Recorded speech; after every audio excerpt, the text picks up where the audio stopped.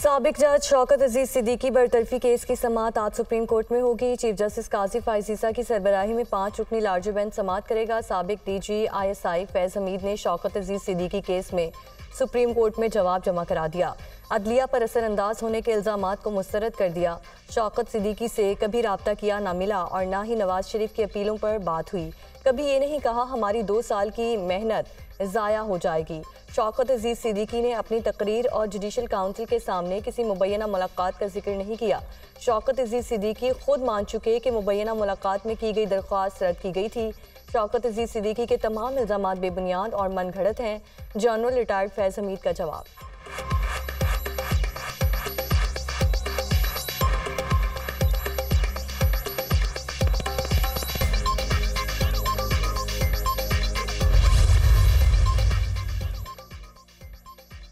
इस्लामाबाद समेत पंजाब के मैदानी इलाके शदीद धुंध की लपेट में। वफाकी दारुल हुकूमत में धुंध के बाद सद्दे निगाह इंतहाई कम रह गई। मोटरवे को भी मुख्तलिफ मकामात से बंद कर दिया गया। M1 पेशावर से सवाबी और M2 इस्लामाबाद से कोट मोमिन तक हैवी ट्रैफिक के लिए बंद कर दिया गया। अटक और गिरदन नवाह में भी शदीद धुंध, शहरियों को मुश्किलात का सामना।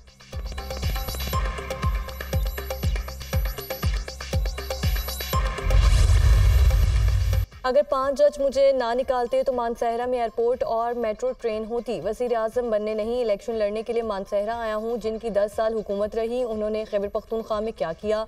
जालिमों ने पाकिस्तान का सत्यानाश कर दिया। हम दुनिया में बहुत पीछे रह गए। बिगाड़ने वाले मुल्क को बिगाड़ कर चले गए। बिगाड़ने वालों को वोट खैबर पख्तूनख्वा के लोगों ने ही दिया था। मानसहरा वाले झूठे शख्स के झांसे में कैसे आ गए? पाकिस्तान को वापस ट्रैक पर लाना जान जोखों का काम है।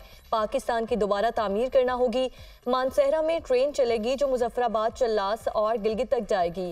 कायद मुस्लिम लीग नून नवाज शरीफ का जलसे से खिताब। मानसहरा में एयरपोर्ट, मेडिकल कॉलेज और यूनिवर्सिटी बनाने का ऐलान।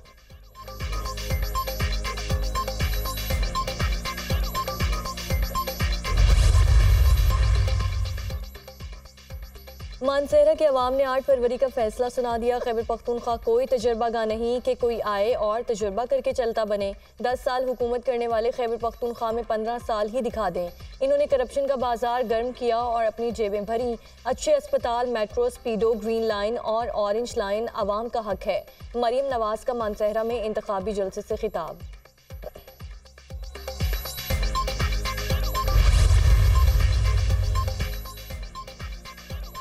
इंतकाम और पुरानी सियासत चाहिए तो शेर पर मोहर लगाएं। अगर आपने मुझे मौका दिया तो मैं आपकी किस्मत बदल दूंगा। मुझे 4 बार नहीं, सिर्फ 1 बार मौका चाहिए। पीपल्स पार्टी वाहिद जमात है जो तमाम मसाइल का मुकाबला कर सकती है।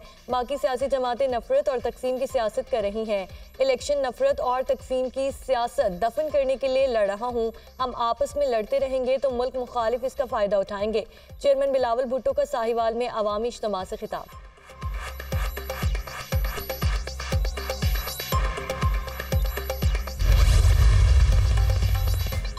Army chief general Saeed Asim Munir से चीन के नायब वज़ीर ख़ारजा सन वेडिंग की मुलाकात। बाहमी दिलचस्पी के उमूर पर तबादला ख्याल। दिफा के शोबे में ताउन बढ़ाने पर गौर। पाक चीन इलाकाई अमन और आवाम की खुशहाली के मुश्तरका मकसद के हामी है। आर्मी चीफ की गुफ्तगू। पाकिस्तान और चीन आजमाए हुए अहम शराकतदार हैं। सी पाक मंसूबों के लिए हिफाजती इंतजामात तसल्ली बख्श हैं। पाकिस्तान के इलाकाई अमन और इस्तेहकाम के लिए कोशिशें काबिल तहसीन हैं। चीनी नायब वज़ीर ख़ारजा army chief general Saeed Asim Munir ने चीनी नायब वज़ीर ख़ारजा के मौक़िफ़ को सराहा। चीन के नायब वज़ीर ख़ारजा की chairman joint chiefs of staff committee general Sahir Shamshad से मुलाकात। 2 तरफ़ा ताउन, इलाकाई और बैनुल अक़वामी सिक्योरिटी उमूर पर भी गौर।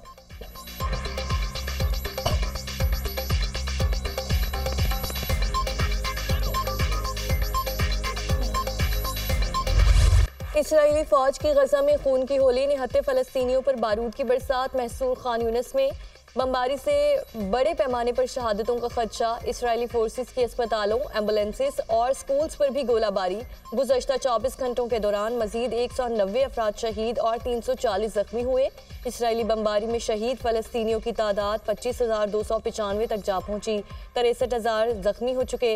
इसराइली फ़ौज के हेब्रोन, जनीन और मकबूजा बैतुल मक़दस में छापे। मुतादिद शहरी गिरफ्तार। गजा में 22 लाख अफराद को ग़िज़ाई किल्लत का सामना है। अरब मीडिया की रिपोर्ट में इंकशाफ।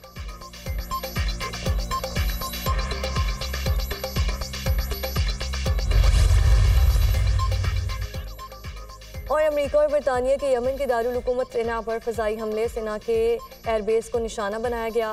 हौसी इलाकों तइस अलबीज़ा और हजा पर भी बमबारी हमलों में हौसी मिसाइल्स, ड्रोन्स और जंगी साजो सामान को निशाना बनाया गया। अरब मीडिया हौसियों का अमरीकी बहरिया के जहाज़ पर हमला, अमरीकी जहाज़ को मिसाइल से निशाना बनाया गया।